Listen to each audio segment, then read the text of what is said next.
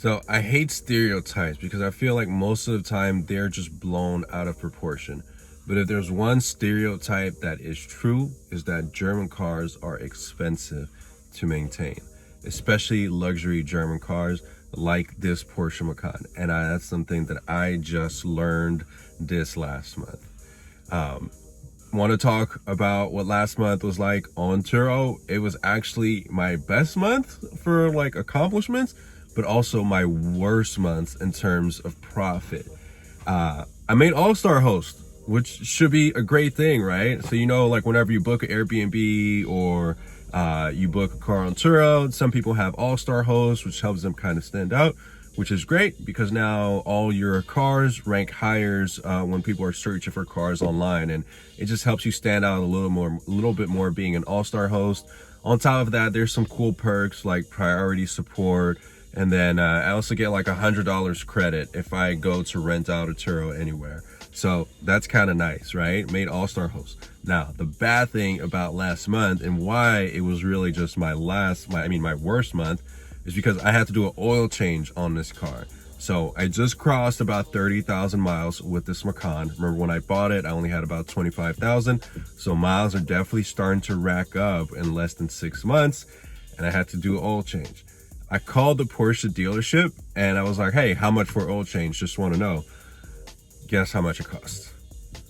Not $100, not $200, but it was basically like $400 starting.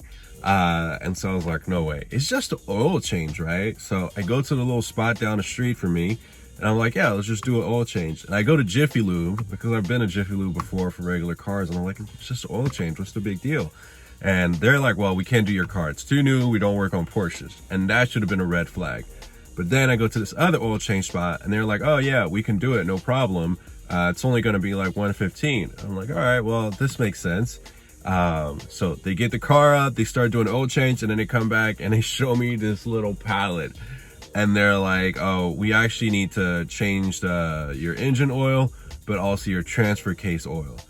And this is what your oil looks like. Like literally show me what my oil looks like so I can't just, you know, call them out for their BS. I take a look at the oil and I'm like, that does look kind of dark. And I mean, if you're telling me to do it, I should play it safe, right? And they're like, okay, yeah, we'll do it. And I'm like, wait, how much is it gonna cost? And they're like, $400.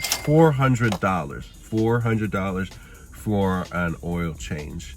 Part of the problem with having all-wheel drive vehicle is that you have transfer case, and those transfer cases do need oil change. And it looked like it needed to be done, and I'd rather play it safe than sorry. I came in, I wasn't educated enough as to when I should be doing transfer oil cases, and so I decided to just, you know what, let's do the $400 oil change on this Macan. So what this means for the month of October, my rental experience unfortunately wasn't that good because there was one weekend where the car didn't go out. So only made about $1,300 in revenue, whereas usually it would be closer to $1,600. And with that one weekend with the car not going out and the oil change, that means I only made about $85 in profit. So still some profit is better than no profit. I'm happy about that. And being all-star host now should hopefully mean that once we get out of this slow season, reminder, this is going to be slow until Thanksgiving. Once Thanksgiving picks up, then I expect to start generating a little bit more revenue consistently.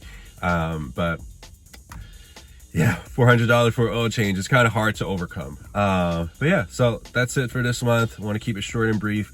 We'll make another video next month to see how November is going. It's a little bit dry so far, but hopefully, you know, we're going to at least cover the cost of the car and insurance and stuff. If you have any questions so far on my journey for doing this Turo thing, definitely let me know in the comment section. If you feel like you learned something in this video, give it a thumbs up. If you are considering a Macan, just be prepared for the oil change, you know, once you get to 30,000 miles. But yeah, catch you guys in the next one. Peace.